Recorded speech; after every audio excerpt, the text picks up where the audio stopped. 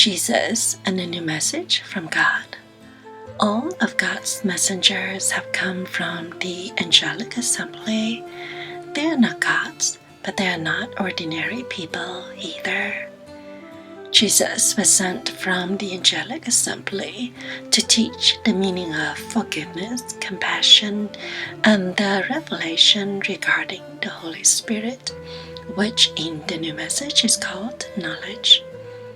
All the great pronouncements of Jesus are the Holy Spirit speaking through him, for no one comes to God except through the power and presence of knowledge, the knowledge that God has put within each person. Jesus' ministry was never completed, for he was destroyed by his own culture, but he walked this earth and he taught forgiveness and compassion, and he demonstrated the power of knowledge, the Holy Spirit, through the individual, speaking now to change and alter the course of humanity. Jesus' message was very mysterious, speaking to ignorant, illiterate people oppressed by the most powerful nation on earth, speaking into a time of great discord and confusion and misery.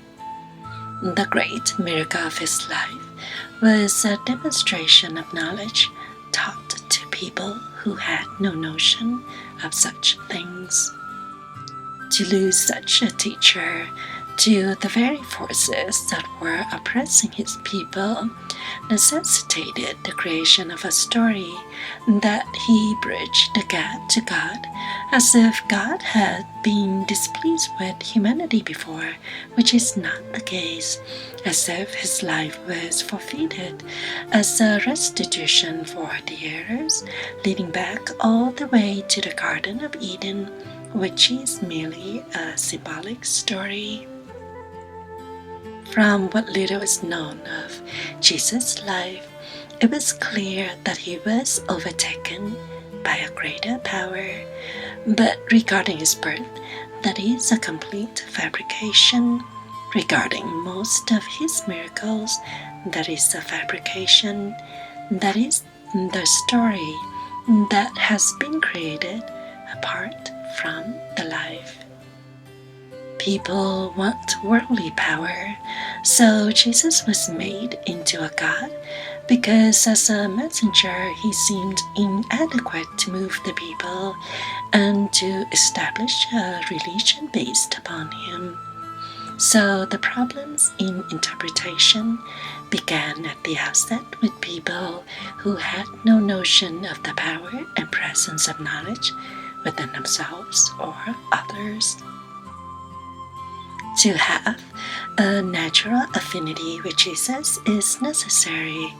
To resonate with him is important, but he is part of the assembly, you see, and he will not return to the world, for his work now is in a greater panorama of life called the greater community, and humanity's emergence into this greater community.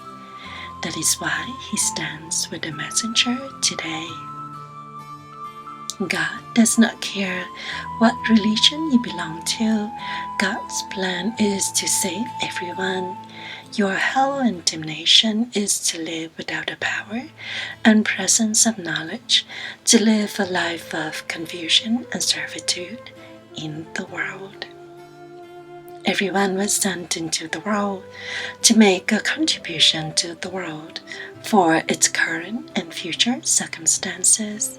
But to find this contribution, you must be engaged with your deeper nature, which represents knowledge, which represents the Holy Spirit that moved Jesus and directed him in his great mission on earth. Understand this, and you will begin to understand yourself, your strengths, your weaknesses, your successes, your failures, and your great opportunity to be on earth at this time, at this great turning point for the human family.